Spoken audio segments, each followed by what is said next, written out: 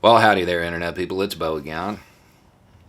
So, it's been all of like 5 minutes since semi official word came down that Joe Biden will be the next president of the United States.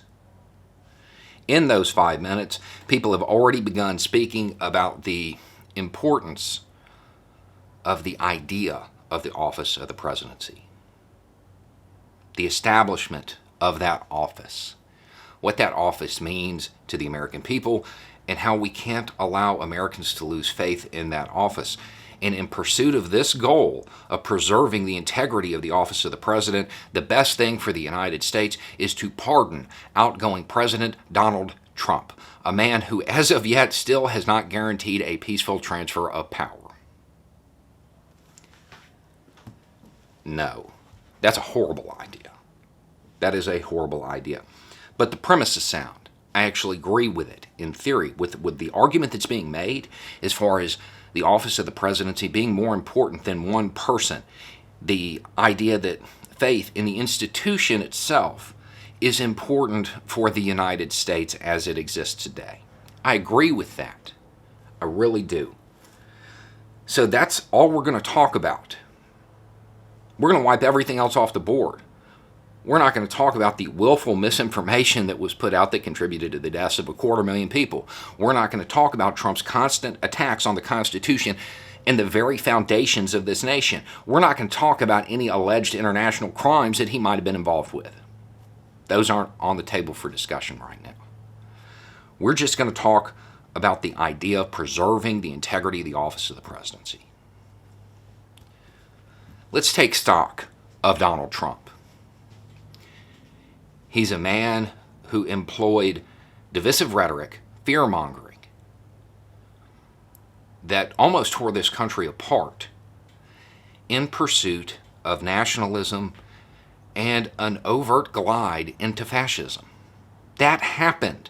That's the reality. That occurred. Let's continue to take stock of him. He's a joke. He's ineffective. President Trump is not a man I would consider an eloquent speaker. He's not a planner. He's not a grand strategist. He's not a person who can build coalitions.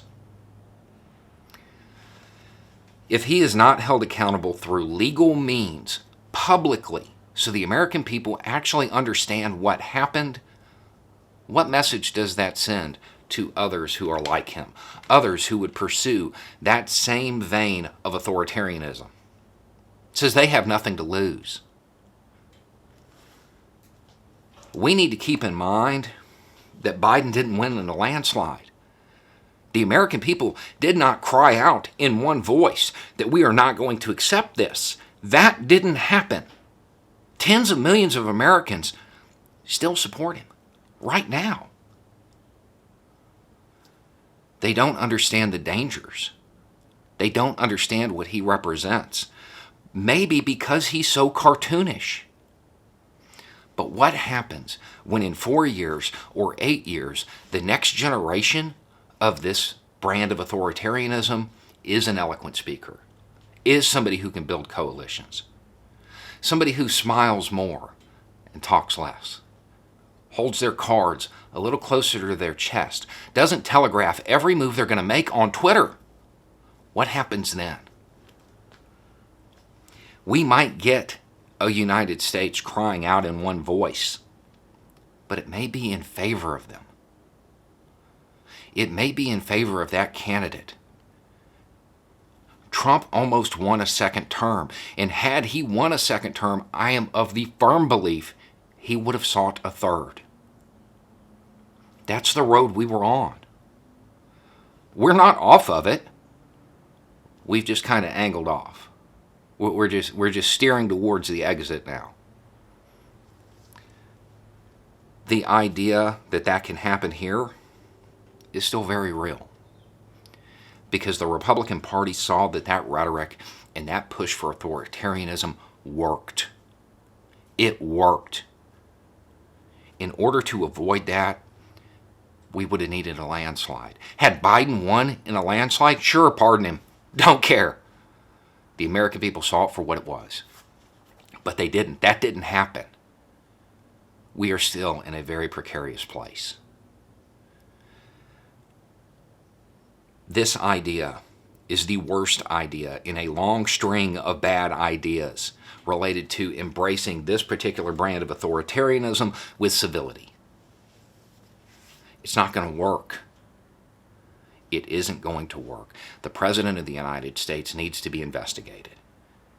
Donald Trump needs to be investigated. His administration needs to be investigated. If nothing is found, fine, cool. Everybody was wrong. Everybody who understands this particular type of politics was incorrect. Cool, fine, then we can move on. But if they're not wrong, then we need to have a public accounting of what occurred. The American people have to see what happened, what was planned, and how it was shaping up. Before we can reconcile, before we can heal, we have to know what damage was caused. We have to know how it occurred. Tens of millions of Americans still support him. Pardoning him just encourages the next generation. It just encourages the next would-be tyrant because they don't have anything to lose. They know that the precedent will have been set. If you attempt to subvert this country, well, as long as you leave at the end of your 4 years. Those people who want that form of government, they can hit and miss then. They can continue to try, and they don't lose anything if they fail. Those who want to keep some semblance of a democratic republic, they have to hit every time. They have to win every single time. The other side only has to hit once. They only have to get one candidate who can build those coalitions, who can smile for the camera, who can shut up on Twitter. That's it. This is a horrible idea. I am not somebody who believes in the idea of chanting, lock him up. I don't really think that that's a good precedent to set either. But there needs to be an investigation. It needs to be public. We need to know what happened. No interest of national security. No interest in protecting the office of the presidency. Because if you want to protect that office, you have to keep others like him out of it. Otherwise, that office isn't going to mean anything. Because as soon as somebody gets in that can manipulate the public the way Trump wanted to, that's it. It's over. Anyway, it's just a thought. Y'all have a good day.